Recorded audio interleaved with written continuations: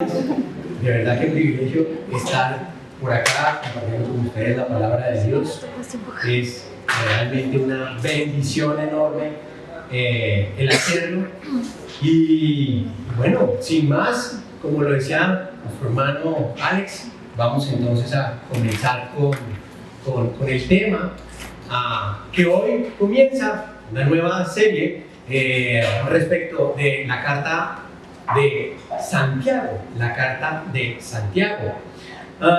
Muy probablemente, aunque ustedes saben, los comentaristas tienen diferentes puntos de vista, pero lo más probable es que la carta haya sido escrita por Santiago, el medio hermano, Jacobo, también se le llama así, el medio hermano de Jesús, quien ejerció liderazgo en la iglesia de Jerusalén durante un buen tiempo, y en ese momento, entonces, escribe la carta. En el momento que, al parecer, en el momento en que estaba ejerciendo liderazgo en la iglesia de Jerusalén, escribe la carta. Ya vamos a ver bien en detalle cómo comienza la carta. Quiero dejar que la misma carta se introduzca a sí misma y vamos de una vez entonces al grano con el título de la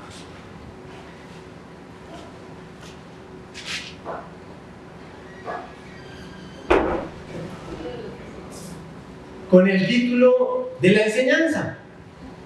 Y dice así el título de la enseñanza: una oportunidad para crecer, un problema, la mejor opción. Puede que suene un poco paradójico, ¿no es cierto?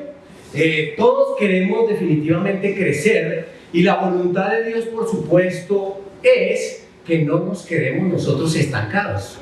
Nosotros lo llevamos aún en nuestro ser interior, el no quedarnos estancados, el no quedarnos quietos, el no quedarnos donde estamos, sino progresar. Y Dios dice: ok, te voy a dar cuál es la mejor opción para que hagas eso.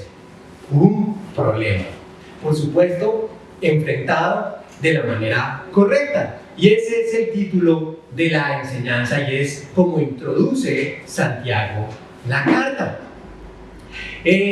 A manera de ilustración general, les quiero preguntar: ¿quién aquí sabe montar cicla? Yo creo que todos, ¿no es cierto? Ok, más bien, ¿quién no sabe montar cicla? ¿Quién no sabe montar cicla? Ok, bueno, no importa. Creo que el que no sepa montar cicla, de todos modos, va a entender perfectamente la ilustración, porque es algo de nuestro cotidiano, ¿no es cierto? El ciclismo, sobre todo en estas últimas fechas, se ha vuelto bastante popular, bastante llamativo. Y bueno, como anécdota les quiero contar que hace poco mi suegra le regaló a los chicos, a Samuel y a David, a cada uno una cicla, ¿no? Y entonces a fin de año estuvieron allí practicando y ya se sostienen bastante bien. Puede decirse que aprendieron a montar, cosa que no estuvo exenta de lo que vemos allí en pantalla: golpes, moretones. Aún algunos expertos se caen todavía dándose algunos golpes. Todo es producto de ese crecimiento en el aprender a montar cicla, ¿no es cierto? O alguien aprendió a montar en cicla y nunca se cayó, nunca se desequilibró, ¿no es cierto?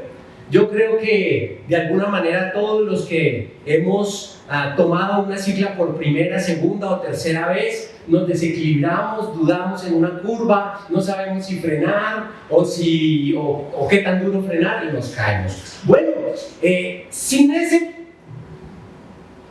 golpe, sin ese desequilibrio, sin esa rodilla raspada, ¿sí?, por decirlo menos, no hay posibilidades de llegar a ser un virtuoso de la cicla.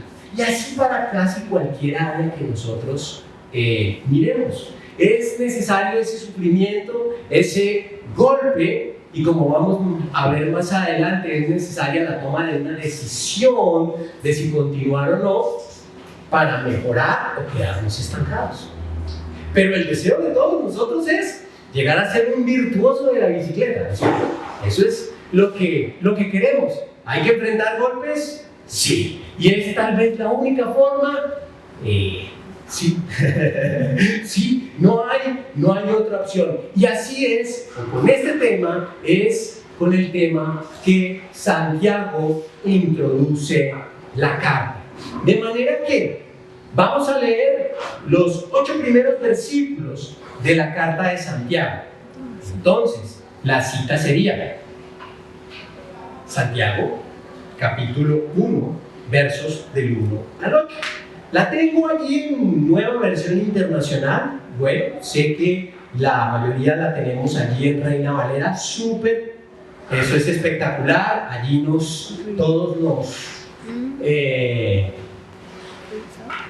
todos crecemos un poco más, incluso al tener diferentes versiones. Y vamos entonces a leer lo que va a ser el tema central de la enseñanza el día de hoy. Dice así la carta de Santiago. Santiago, siervo de Dios y del Señor Jesucristo, a las 12 tribus que se hallan dispersas por el mundo, saludos.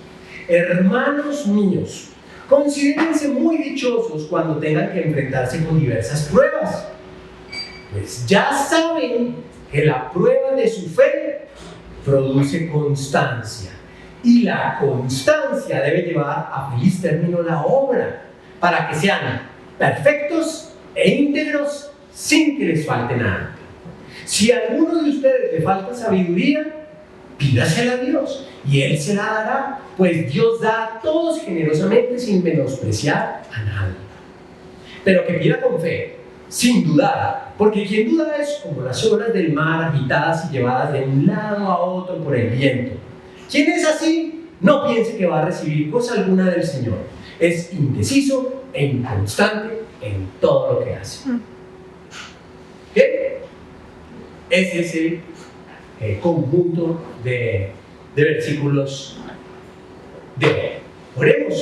Oremos entonces para que Dios nos esté guiando, ¿vale? Padre, en el nombre de Jesús te damos gracias por tu palabra. Te damos gracias, Señor, por todos los recursos que pones a nuestra disposición. Y nosotros también nos disponemos de la mejor manera posible en nuestro corazón. Vamos a estar enfocaditos, vamos a estar concentraditos, vamos a estar pensando que esta carta es parte de tu palabra, la palabra del Dios vivo y creador, que en el nombre de Jesús te pedimos que nos des entendimiento, nos des discernimiento para comprenderla, para hacerla parte de nosotros y vivirla, que es a lo cual tú nos has llamado. Gracias, Señor, por todos los recursos. Gracias, Señor, por tu Santo Espíritu que nos está dirigiendo, y gracias, Señor, por la obra de Jesús en nuestras vidas. Amén. Bueno, como acabamos de ver, el texto entonces nos presenta de manera detallada, un proceso, describe un proceso de cómo alcanzar la perfección, ¿sí? Y en la segunda parte nos advierte del único tropezadero, ¿sí?, que podríamos tener, ¿sí? Eso es de lo que trata el texto. Y para empezar, quiero hacer una aclaración respecto de lo que allí llaman perfección o llaman madurez, otras versiones, ¿sí? Vemos allí en la carta de Santiago el propósito para el cual se enfrentan las pruebas. Ya lo vamos a desarrollar, pero quiero que lo volvamos a leer el versículo 4.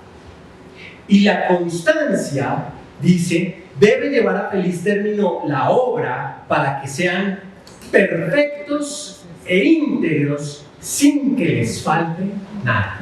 ¿Cómo debemos ser? Perfectos, maduros, dice alguna otra versión. ¿Quién tiene Reina Valera de pronto? ¿Cómo lo dice allí? ¿Cuál es la palabra que usa? Perfectos y caballos. perfectos y cabales. Bueno, ok. Quiero entonces que nos quede bastante claros que el propósito es llegar a ser perfectos e íntegros o perfectos y cabales. Es el propósito de Dios para con la vida del creyente. ¿Sí? Sí se dan cuenta que la carta está, por supuesto, dirigida a creyentes. ¿Sí? Comienza así la carta: Santiago, siervo de Dios y del Señor Jesucristo, a las 12 tribus que se hallan dispersas por el mundo. Por supuesto, es una carta que tiene un énfasis fuerte en que sea leída, recibida por sus paisanos judíos también, que estaban dispersos sufriendo dificultades por diferentes partes del mundo. Eso creo que lo pueden entender sobre todo nuestros hermanos de Venezuela, que una vez que salen de su patria, ahora hay que enfrentar dificultades, ¿sí? Lo mismo les estaba ocurriendo aquí a estos judíos en el contexto histórico. Habían salido de su tierra por diferentes problemáticas que trataremos en el futuro y estaban enfrentando problemas. Sin embargo, esta es una carta de aplicación a todos nosotros. Comienza el versículo 2 diciendo: hermanos míos. Entonces es de aplicación para todos nosotros. Pero entonces vemos que el propósito, como introduce la carta a Santiago, es: Dios tiene un propósito y es nuestro perfeccionamiento, que seamos perfectos, íntegros. Esa palabra en el original, ¿sí? A los que tienen inquietudes con las palabras en el original, se pronunciaría algo así como teleios, en griego, ¿sí? Completo, en varias aplicaciones de trabajo, crecimiento mentalmente y carácter, moralmente, ¿sí? Cualidad del completo, alcanzar madurez, completo, madurez, perfecto. Tiene entonces que ver mucho, como lo vamos a ver ahora, con el desarrollo de nuestro ser interior, ¿sí? En una definición del diccionario, madurez, que es con lo que tiene que ver esta palabra, se define así: estado de una cosa que ha alcanzado su pleno desarrollo, o de una persona que ha alcanzado su mejor momento en algún aspecto. Ese es el que seamos perfectos, que lleguemos a un nivel de madurez óptimo. Eso es lo que la Biblia nos enseña de muchas maneras. Una de ellas, miren lo que dice Jesús en Mateo capítulo 5 versos 46 al 48. Fijémonos en el llamado que está allí en negrilla. Si ustedes aman solamente a quienes los aman, ¿qué recompensa recibirán? ¿Acaso no hacen eso hasta los recaudadores de impuestos? Y si saludan a sus hermanos solamente, ¿de qué más hacen ustedes? ¿Acaso no hacen eso hasta los gentiles?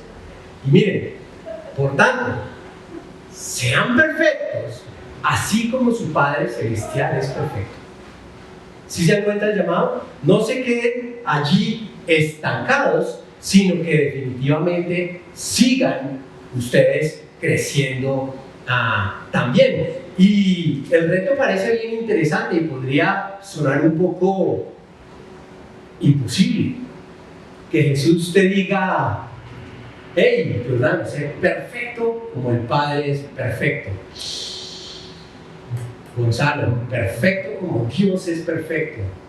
Uno dice, bueno, puede sonar un poco de para arriba la cosa, ¿no es cierto? Llegar a ser perfecto como Dios es perfecto. Uno dice, bueno, ¿y eso en qué consiste? Porque llegar a ser como Dios, complicadísimo. Si no, imposible. Vamos a ver entonces de qué trata el asunto, porque el llamado de Jesús es a ser perfectos, ¿no es cierto? Entonces vamos a desarrollar un poquito el tema. Y el tema es este: tenemos un estándar para poder entender un poquito más esta perfección. El estándar es Jesús. Miren lo que dice la carta de Pablo a los Efesios, capítulo 4, versos 13 y 14. De este modo todos llegaremos a la unidad de la fe y del conocimiento del Hijo de Dios, a una humanidad perfecta que se conforme a la plena estatura de Cristo. Ser perfecto es ser como Cristo Jesús, es ser como Dios es ser como el Padre, es ser como Cristo Jesús, nuestro estándar, nuestro espejo, si se quiere ver de alguna manera. Y el llamado nuevamente en este versículo, y dejo el siguiente versículo, pero que quiero reiterar, el llamado de Dios es a no quedarnos ahí estancados. Miren cómo lo dice: así ya no serán niños, zarandeados por las olas y llevados de aquí para allá por todo viento de enseñanza y por la astucia y los artificios de quienes emplean artimañas engañosas. El deseo de Dios es que lleguemos a la perfección, a la madurez, con un propósito específico, e incluso lo desarrolla allí la carta de Santiago: que no nos dejemos engañar, que no nos compren con un dulce, que no nos zarandeen y nos digan de aquí para allá, de allá para acá. ¿Sí? Tiene un propósito, y ese es el llamado de Dios: ser como Dios, hacer como Cristo, que es nuestro estándar. Pero ¿cómo es eso, ser como Cristo? ¿En qué sentido? Bueno, sigamos profundizando un poquito en el tema. Primera carta de Pablo a los Corintios, capítulo 14, verso 20. Miren cómo lo dice: hermanos, no sean niños en su modo de pensar, sean niños en cuanto a la malicia, pero adultos, y la palabra en el original es la misma, de madurez o perfección, pero adultos o perfectos en su modo de pensar. Entonces, fijémonos que no se trata de una perfección biológica, si se quiere. Se trata de una perfección más bien en nuestro ser interior, en nuestra psiquis, en nuestro ser interior. Una manera de ilustrarla puede ser esto, ¿no? Creo que todos lo tenemos en el corazón y lo podemos entender relativamente fácil. ¿Quién tuvo aquí papás? ¿Quién es aquí papá? ¿O mamá? Por supuesto. ¿O mamá? ¿Quién ha tenido aquí el privilegio de enseñarle a leer a su hijo? O a otro niño. Una experiencia formidable, ¿no? Espectacular. Ok, ¿y qué hicieron papás con su hijo? Cogieron un texto, ¿no?, básico de enseñanza de lectura y le empezó a enseñar a sus hijos las vocales A, E, I, O, U, ¿no?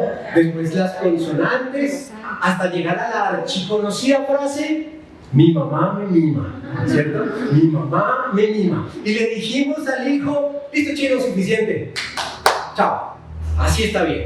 ¿Sí? ¿Es lo que haría un papá? No, ¿cierto? Uno no lo deja con mi mamá me mima y para. Uno quiere que su hijo realmente llegue a ser un buen lector, un devorador de libros, si se quiere. Ojalá de libros de la Biblia, por supuesto.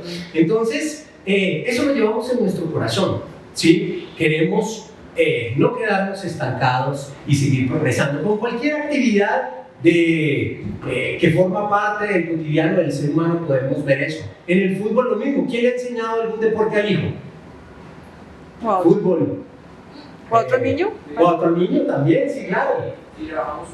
¿Sí o no? Y uno se lo lleva allí a una canchita de fútbol y el chino llega todo chiquito y ¡pum!, patea el balón y uno le dice: listo, chino, suficiente fútbol por su vida.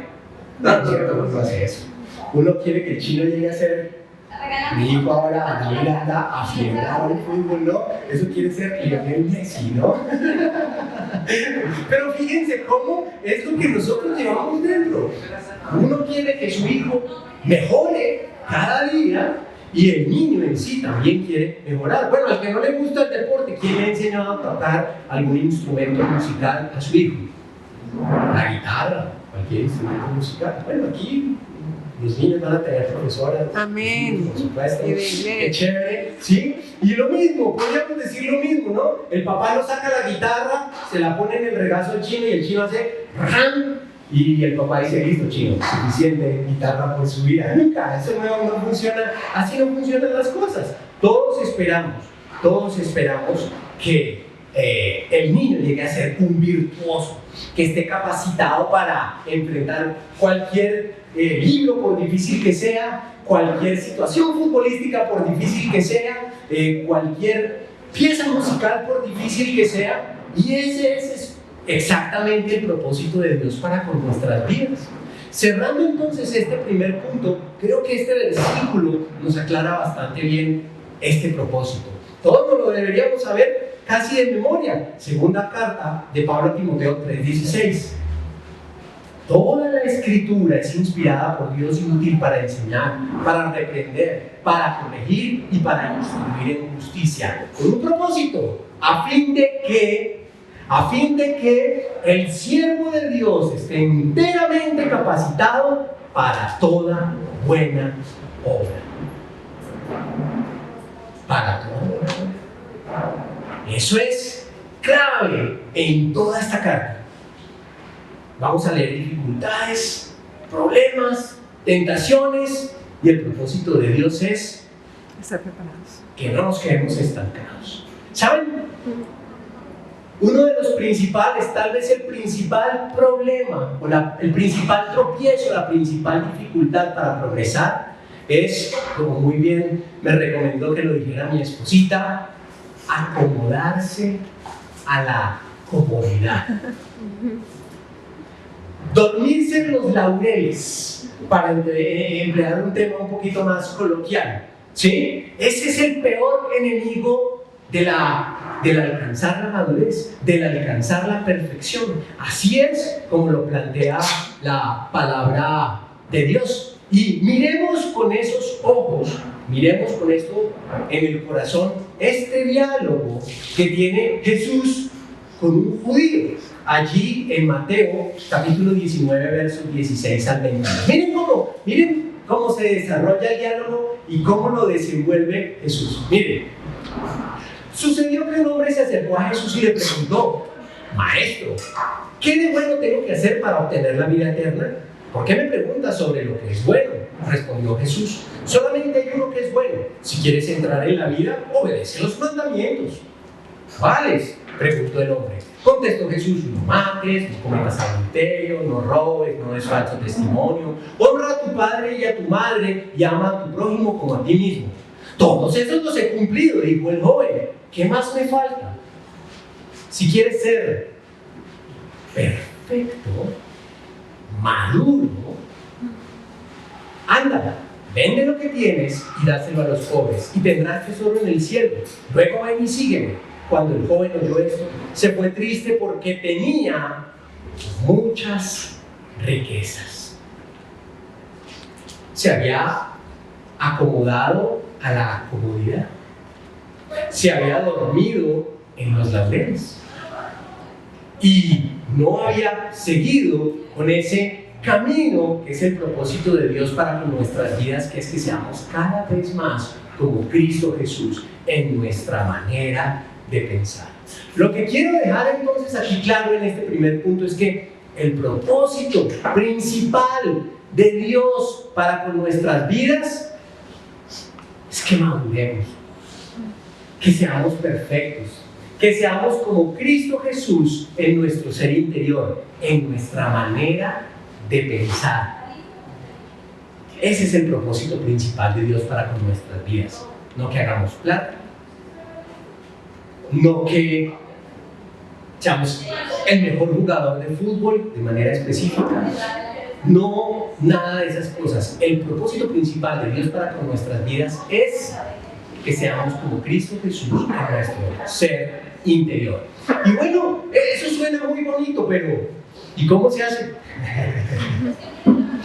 ¿Cómo se hace? Y es allí donde entra el segundo punto. Enfrentando correctamente los problemas, se llega a la perfección. Enfrentando correctamente los problemas, se llega a la perfección. Esa es la forma en que Dios lo ha dispuesto. Leámoslo aquí en nuestras Biblias, por favor. Ahí, volvamos otra vez a Santiago. Miren cómo lo dice la palabra de Dios y lo vamos a ir resolviendo poco a poco para entender. Pero miren cómo lo dice. Versículo 2. Hermanos míos, considérense muy dichosos cuando tengan que enfrentarse con diversas pruebas o tentaciones, dicen otras versiones. Problemas. Pues ya saben que la prueba de su fe produce constancia. Y la constancia debe llevar a feliz término la obra para que sean perfectos e íntegros sin que les falte nada. ¿Okay? ¿Sí ven cómo lo dice? Vuelvo a leer. Cuando tengan que enfrentarse con diversas pruebas, pues ya saben que la prueba de su fe produce constancia, y la constancia debe llevar a feliz término la obra. Ok, vamos a dejar hasta ahí. ¿Qué es lo que está diciendo la palabra de Dios? Todo empieza con un problema. ¿No tiene ningún problema en su vida? A lo mejor eso es lo que quisiéramos, ¿no es cierto? ¿Quién no quiere tener ningún problema en su vida? Y todos de una, yo. Y Dios dice, Ahí sí aprende. ahí sí no juego porque su proceso de perfeccionamiento se va a ver interrumpido. El comienzo de todo entonces es un problema. ¿Y por qué el comienzo de todo es un problema? Porque en el momento en que a mí la vida cotidiana me presenta un problema, yo tengo que tomar una decisión. Aún hacer nada es una decisión, ¿sí? Pero tengo que tomar una decisión para enfrentar el problema. Y desde el punto de vista bíblico, realmente solo hay dos tipos de soluciones. Todas esas marañas y conjuntos de soluciones podemos resumir en dos opciones. O enfrento el problema conforme a la voluntad de Dios, o enfrento el problema en desobediencia a la voluntad de Dios. No hay más. No hay más. Obediencia a la voluntad de Dios o desobediencia a la voluntad de Dios. Así es como enfrento el problema. No hay otra forma de enfrentarlo, no hay otra opción posible. Este es un principio que está en toda la Biblia. Un ejemplo, Deuteronomio 30:19. Estaba aquí el pueblo de Israel a punto de entrar a la tierra de Canaán, ¿sí? Y les dice Dios, ¿no? Estas palabras que vamos a leer. Dice: hoy pongo al cielo y a la tierra por testigos contra ti, de que te he dado a elegir entre la vida y la muerte, entre la bendición y la maldición. No hay más. Son dos opciones: o a la voluntad de Dios o en contra de la voluntad de Dios. Vida o muerte, obediencia o desobediencia. Por supuesto que el resto del versículo nos muestra el carácter de Dios o lo que Dios desea para nuestra vida, ¿no? ¿Dios quiere la muerte para nosotros? No. Por eso dice, elige, como un papá, ¿no? Elige pues la vida para que vivan tú y tus descendientes. Y esa decisión que nosotros tomamos cuando tenemos que enfrentar un problema, no es otra cosa que un afloramiento de en quién confiamos. ¿En quién confías? Dime en quién confías. O déjame ver la decisión que tú has tomado y yo te digo en quién confías. Así es como funcionan las cosas. Por eso el llamado de Dios en toda la Biblia es a que confiemos en Él y solamente en Él. ¿Sí?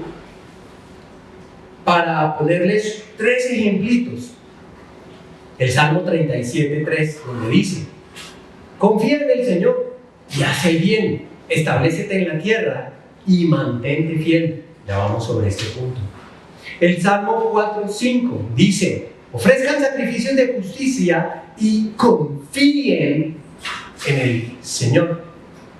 Y por último, a manera de ejemplo, Jeremías 17:7, que me encanta porque es hasta reiterante, redundante. Miren cómo lo expresa: bendito el hombre que confía en el Señor y pone su confianza en Él. Reiterante: confía en el Señor, pon tu confianza en Él. ¿Sí?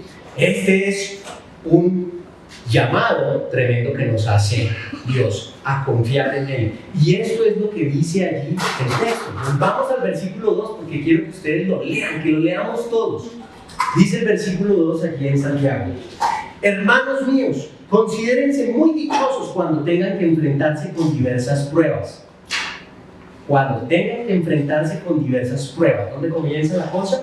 Con la prueba. Pues ya saben que la prueba de su fe, cuando hay una prueba, ¿qué es lo que realmente se está probando en el fondo? La fe. La fe. ¿En quién confío? Lo que acabamos de ver. Produce constancia, perseverancia, dicen otras versiones. Y la constancia debe llevar a feliz término la obra para que sean perfectos e íntegros. Entonces, vamos allí en que se presenta la prueba, implica tomar una decisión y hay decisión en obediencia y en desobediencia. ¿Por qué lado me voy? Dime en quién confías y yo te diré cuál es la decisión que vas a tomar. ¿Sí? Eso es lo que la Biblia plantea. Pero ahí no para la cosa. La Biblia sigue diciendo, lo que Dios sigue diciendo a través de Santiago es: tomaste la decisión correcta, es decir, conforme a la voluntad de Dios, y debes ser paciente, perseverante. Eso es lo que acabamos de leer. ¿Qué es ese tema de ser paciente? Nuevamente, el que le gusten los números Strong y los originales, se pronuncia algo así como hupomoné, ¿sí? Constancia, paciencia, perseverancia o perseverar. Si nos vamos a un diccionario del castellano, la palabra es bien interesante, ¿no? Es bien interesante la palabra, porque miren cómo se define. Paciencia: capacidad de sufrir y tolerar desgracias y adversidades o cosas molestas u ofensivas con fortaleza, sin quejarse ni rebelarse. Creo que ya se los he dicho, pero a veces saluda a uno mismo, ¿no? Le dice: ¿qué hermano? ¿Cómo estás? Estás ahí en la lucha. Eso implica paciencia o perseverancia. No, más bien queja, ¿no es cierto? Queja. Y muchas veces en nuestra vida nosotros somos así. Estamos siendo sufridos, estamos llevando la vida, pero no estamos siendo pacientes o perseverantes, ¿sí? Este principio del llamado a ser perseverantes en esa decisión que hemos tomado, y que esto es lo que produce entereza de carácter, madurez, perfección, no está solo en Santiago, hay muchos otros versículos. Por ejemplo, aquí en Romanos, miren cómo se nos presenta. Romanos 5, del 3 al 4 dice: y no solo en esto, sino también en nuestros sufrimientos, porque sabemos que el sufrimiento produce perseverancia. La perseverancia, entereza de carácter. La entereza de carácter, esperanza. ¿Cómo yo maduro, me perfecciono? ¿Cómo produzco yo entereza de carácter? Perseverando en esa decisión conforme a la voluntad de Dios que he tomado frente a un problema. ¿Me siguen? Eso es lo que está allí planteando la carta de Santiago. Puede sonar un poco enredado. Entonces, para darlo a entender, me tomé una foto. Me tomé una foto en el baño. Wow. Mira.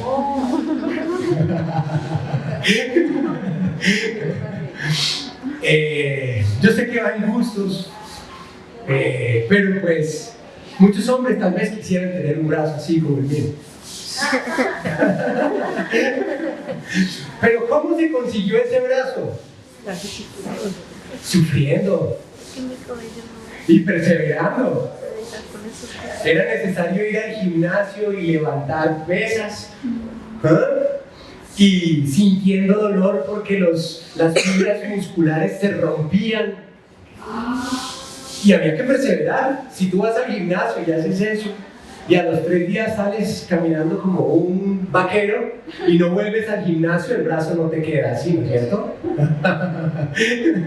Hay que perseverar, hay que insistir en ese sufrimiento, si se quiere, y esa perseverancia consigue el resultado.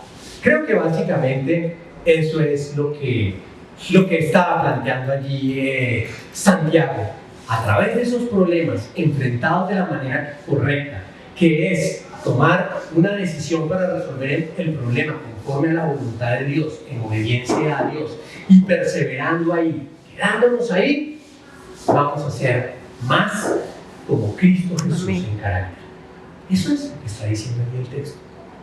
Eso es lo que está diciendo el texto. ¿Desanimante? Humanamente puede que sí. ¿Quieres ser como mi hijo? Emprolémate. Ok, no me suena mucho, ¿no es cierto? Pero es la forma. Es la forma. Y Dios en el mismo texto nos anima. Nos anima. Él nos anima. ¿Sí?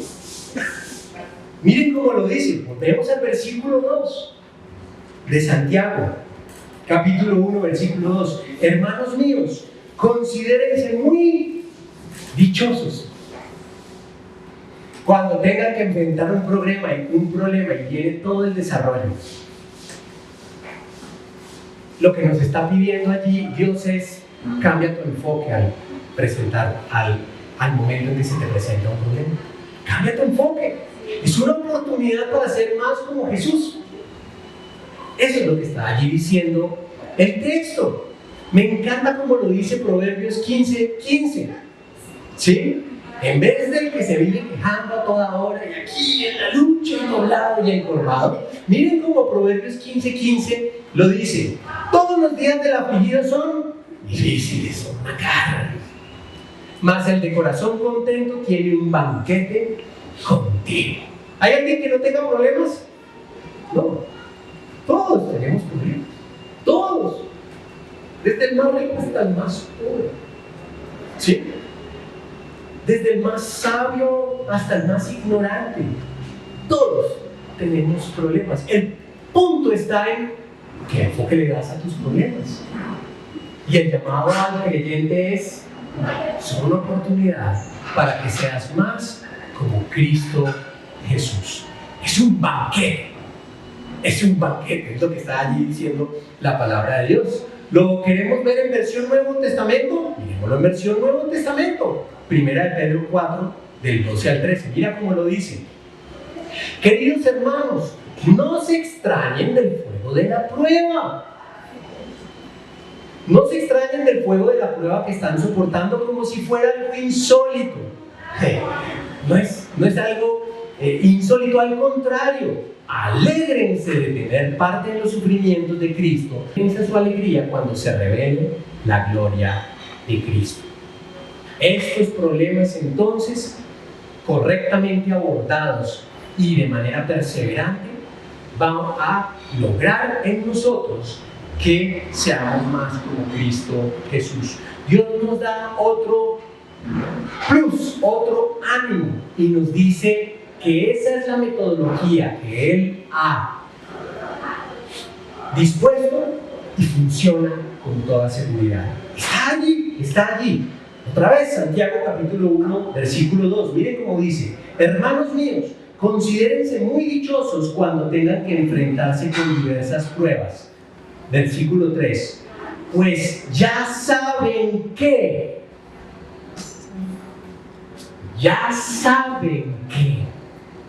lo que está diciendo allí es, con toda certeza, este proceso ustedes ya lo han experimentado y funciona. Porque la metodología de Dios funciona. Claro que sí. ¿Nos puede parecer un poco dura? Sí. Pero esta es la forma a través de la cual vamos a ser más como Cristo Jesús.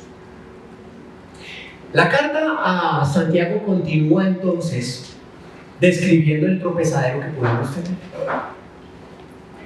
Muy bonito esto, un poco humanamente hablando como difícil de asimilar, pero es la metodología que Dios ha dado, en la cual debemos gozarnos y nos da la garantía de que funciona. Y dice allí la carta más adelante cuál es el tropezadero. Versículo 5. Vamos a leer desde el 4. Dice: Y la constancia debe llevar a feliz término la obra, para que sean perfectos e íntegros sin que les falte nada. Miren ahí. Si a alguno de ustedes le falta sabiduría, pídasela a Dios y Él se la dará. ¿Cuál es el problema que se puede presentar? Falta de sabiduría. Falta de sabiduría. Ignorancia. Dios, es que yo no sé cómo enfrentar ese problema. No tengo ni idea. Y Dios dice, Claro. fresco chino. Solo pídame la solución que yo se la doy. Eso es lo que está diciendo el texto. Mira cómo lo dice. Si a alguno de ustedes le falta sabiduría, pídasela a Dios. Y Él se la dará. Pues Dios da a todos generosamente sin menospreciar a nadie. Pero eso sí hay una condición, ¿no? Pero que pida con fe, sin dudar, porque quien duda es como las olas del mar agitadas y llevadas de un lado a otro por el viento. Quien es así, no piense que va a recibir cosa alguna del Señor. Es indeciso e inconstante en todo lo que hace. Señor, no sé cómo enfrentar ese problema. Fresco, pregúnteme. Y yo te voy a decir. Pero pide con fe. Pide confiando en que esa es la solución. Quiero introducir este tercer punto diciendo que me encantó porque nos da a conocer el carácter de Dios. Nos da a conocer el carácter de Dios. Hay muchas otras opciones, ¿no es cierto? Hay sabiduría que es terrenal, diabólica, humana, en fin. Y hay la sabiduría de Dios. Hay muchas otras opciones. Y Dios dice, pídeme, que la sabiduría está dispuesta para todos. Pero en el momento en que en tu corazón decidas optar por mi camino, tienes que perseverar allí, serme fiel. Eso fue lo que vimos, ¿cierto? Y creo que, para ilustrarlo, ¿qué mejor que el matrimonio? La imagen, el cuadro del matrimonio. Mientras soy soltero, hay varias opciones, ¿no? Hay varias opciones, es la mera verdad. Pero la voluntad de Dios es clara, ¿no? Bueno, que no sea una cananea, sino sea una hermanita en la fe, o viceversa, que no sea un cananeo, sino un hermanito en la fe, en fin. Y una vez, el punto es, una vez que yo me he decidido por alguien, fidelidad total y absoluta. Amén. Y eso revela el carácter de Dios. La sabiduría, entonces, comencemos, está dispuesta para todos. Y Dios lo dice de una manera incluso poética. Allí, en el libro de Proverbios, capítulo 9, versos del 1 al 6, donde personifica a la sabiduría, ¿sí? Personifica a la sabiduría. Miren de la manera poética y hermosa como lo plantea. Dice, la sabiduría edificó su casa.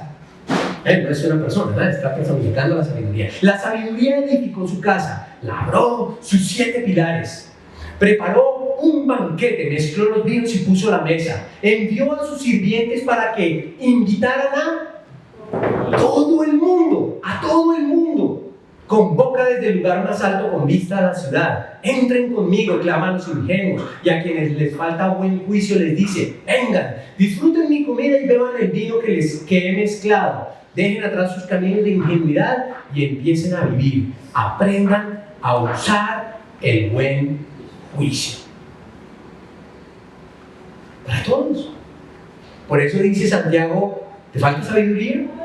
Pídesela a Dios y Él te lo va a dar. Él te lo va a dar.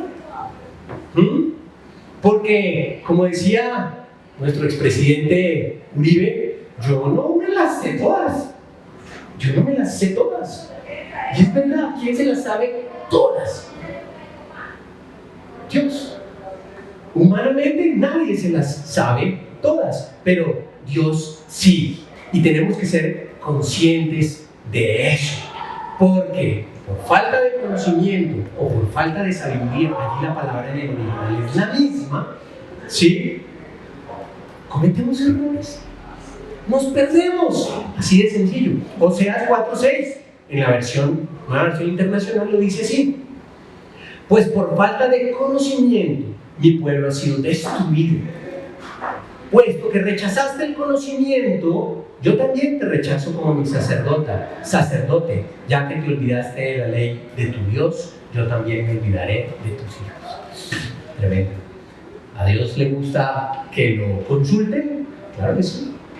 Claro que sí. No te vayas por otro lado, ven para acá, yo te doy la respuesta correcta. En la Reina Valera 1602 utiliza el término sabiduría y lo dice de una forma en que ya no hablamos, pero el principio son las mismas, es el mismo. Mi pueblo fue talado porque le faltó sabiduría. Porque tú desechaste la sabiduría, yo te echaré del sacerdocio, y pues que olvidaste la ley de tu Dios, también yo me olvidaré de tus hijos. La sabiduría, el conocimiento para enfrentar un problema, una dificultad, una tentación, está dispuesto para todos. ¿Qué hay que hacer? Blanco de gallina lo pone. Pedirle a Dios: Señor, no sé cómo enfrentar este problema. Y Dios dice: ok, yo te voy a decir cómo. Hago énfasis en que podemos irnos por la sabiduría del mundo, por la sabiduría terrenal, por la sabiduría diabólica o por la sabiduría de Dios. Si nos vamos por la sabiduría de Dios, buenas cosas nos esperan. En este caso específico, en el contexto de la carta a Santiago, seremos más como Cristo Jesús en carácter. Miren lo que dice Isaías 5:20. ¡Qué aflicción para los que dicen que lo malo es bueno y lo bueno es malo! Que la oscuridad es luz y la luz oscuridad. Que lo amargo es dulce y lo dulce es amargo. ¡Qué aflicción para los que se creen sabios en su propia opinión y se consideran muy inteligentes! Vuelvo y repito, solo hay dos caminos. La sabiduría es, si se quiere, absoluta, no es relativa.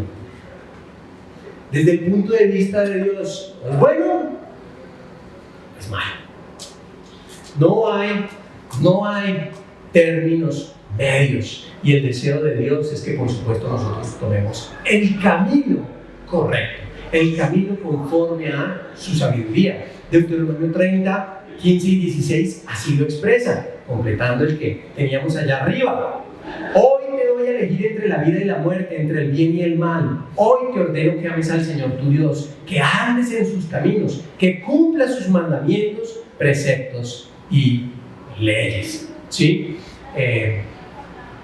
Lo reitera una y otra vez, Proverbios 3 del 5 al 7, confía en el Señor de todo corazón y no en tu propia inteligencia, reconócelo en todos tus caminos y Él allanará tus sendas. No seas sabio en tu propia opinión, más bien teme al Señor y huye del mal. No hay términos medios, no hay términos medios, o nos vamos por un lado o nos vamos para el otro. La obediencia incompleta es desobediencia total.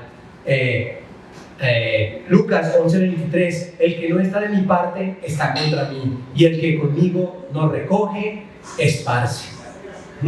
Y Jesús lo dice, ya terminando con estas palabras.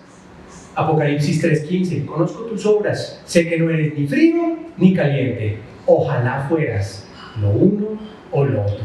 Es decir, no tibio. Obediencia parcial es desobediencia total. Es eso lo que está diciendo aquí Dios en el libro de Santiago. Versículo 6. Pero que pida con fe, sin dudar, porque quien duda es como las olas del mar, agitadas y llevadas de un lado a otro por el viento. Quien es así, no piense que va a recibir cosa alguna del Señor. Es indeciso e inconstante en todo lo que hace. ¿Sabes cómo es? Yo lo ilustro de esta forma. ¿Alguien ha tenido en su vida contacto con algún gurú? ¿O los que se dicen gurú? Los gurús, el gurú de las finanzas, ¿no? El gurú del ejercicio físico, del fitness, ¿no? El gurú de las inversiones, ¿sí? Entonces va uno de estos tipos, sí, yo te tengo el secreto para que tu platica rinda. Solo tienes que confiar en mí, entregármela, ¿no? Y bueno, uno va, lo consulta, le suena más o menos, no sé qué, si sé más, y después va a donde otro gurú. Y ese gurú le dice, yo te tengo el secreto para que tu dinerito, voluntad de Dios, empezamos. ¿Será que gurú 1 tuvo la razón? ¿O será que gurú 2 tiene la razón? Y en ese momento es cuando Dios dice, estás como una bella ahí, de un lado a otro. Así no vas a conseguir nada de mí. Soy de todo o nada. Y bueno, creo que eso básicamente es lo que nos está presentando aquí Santiago a manera de introducción en su carta.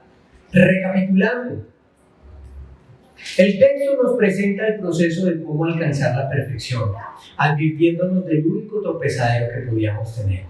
Lo primero que tratamos, la perfección, la madurez, es el propósito de Dios para la vida del creyente. Y esta consiste en ser cada vez más como Cristo Jesús. Eso implica una transformación en nuestro ser interior, en nuestro carácter. Muy bonito, chévere, ser como Jesús. Súper, Jesús enfrentó todo y sin pecar, en todo agradó al Padre. Tremendo ejemplo, muy bonito. ¿Cómo se logra? Enfrentando los problemas de la manera correcta. ¿Cómo es eso?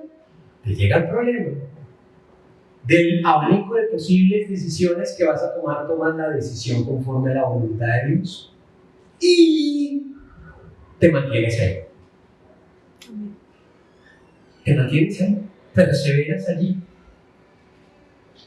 Y eso, esa perseverancia es lo que va a producir el resultado. Dios dice, te lo garantizo. Esa metodología funciona. Y alégrate porque vas a ser más como Cristo Jesús. Se te puede presentar un problema, que no sepas cómo enfrentar el problema. Eso es un problema. Fácil, dice Dios. Pregúntame. Pero, teniendo en tu corazón que la decisión que yo te presento, esa es la que te va a conducir a ser más como mi Hijo Jesús. No te pongas ahí a consultar otros gurús. No. Yo, Dios, tengo la solución. Y eso te va a conducir a ser más como Cristo Jesús. Esa sería la recapitulación de cómo inicia la carta de Santiago. Bien, oramos entonces por esta palabra. Bueno, Padre, en el nombre de Jesús, te queremos dar gracias por tu palabra, te queremos dar gracias porque nos das el privilegio de poderla disfrutar, escudriñar, comprender y por supuesto llevarla a la práctica, Señor. Gracias te damos en el nombre de Jesús por este privilegio tan grande. Cambia nuestro enfoque de la vida, cambia nuestra perspectiva acerca de los problemas que a veces tanto acongojamiento nos producen. Gracias, Señor, porque en Cristo Jesús tenemos una nueva perspectiva de vida y nos das tú la clave, en este caso específico de Santiago, de ser más como tu Hijo Jesús. De manera, Señor, que gracias y que esta palabra haga arraigo en nuestro corazón y podamos ser cada vez más como Cristo Jesús, tomando las decisiones correctas al enfrentar los problemas, Señor. Gracias te damos en el nombre de Jesús. Amén.